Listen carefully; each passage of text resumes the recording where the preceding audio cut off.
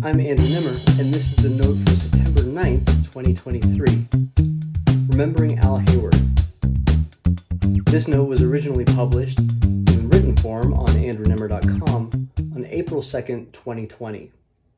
I'm writing this here so that whomever writes the book of tap dance history during this period will have a resource other than the immense number of Facebook posts to go through. As is my habit, I will gloss over the commercial and deal more specifically with the first hit to the tap dance community that Rana, as my ER doctor friend calls it, has dealt us.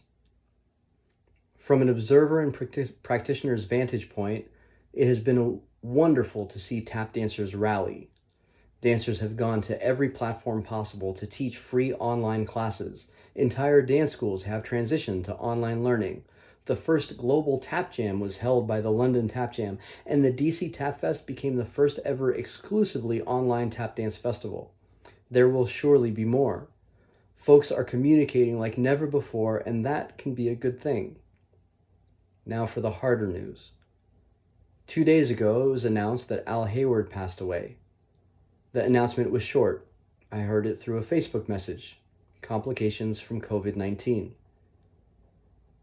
This is the first thought I had.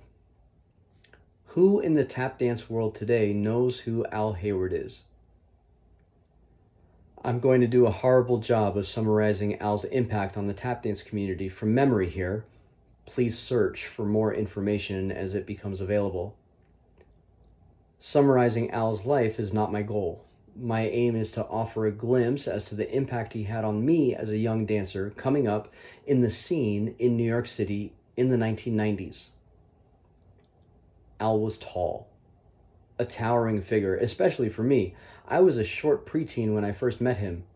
Al had a soft voice. You know the kind.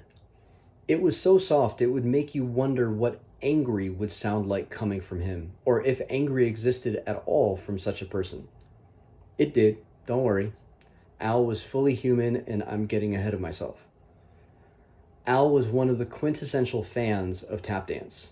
He enjoyed being around the art form and the people so much that he dedicated a solid portion of his life to making sure that the craft was celebrated. He did this through his work on the New York Committee to celebrate National Tap Dance Day and the production of the annual Tap Extravaganza. The Tap Extravaganza exudes different feelings from different people. For me, it was one of the best full community gatherings. Imagine, as I remember it, anywhere from 700 to 1,200 tap dance enthusiasts, practitioners, celebrities, fans, family, and friends of all ages gathering to celebrate a select few.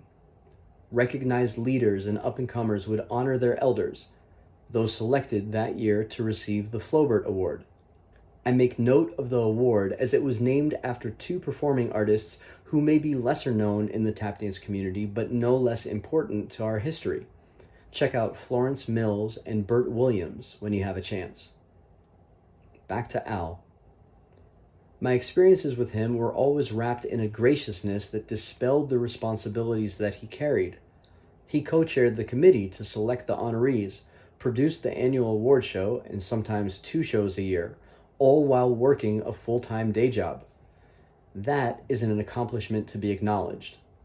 He seemed to keep his sanity and soft touch in the midst of most of it, too. As someone who got a break performing at the Tap Extravaganza, 1998, in honor of Bunny Briggs, and produced and directed the show, 2011, on behalf of the Tap Legacy Foundation, I tip my hat to you, Al. I wouldn't consider Al a showbiz cat. I would consider him a people business cat. When he asked me how I was doing, he wanted a real answer. When he asked me what I was up to, he was genuinely curious.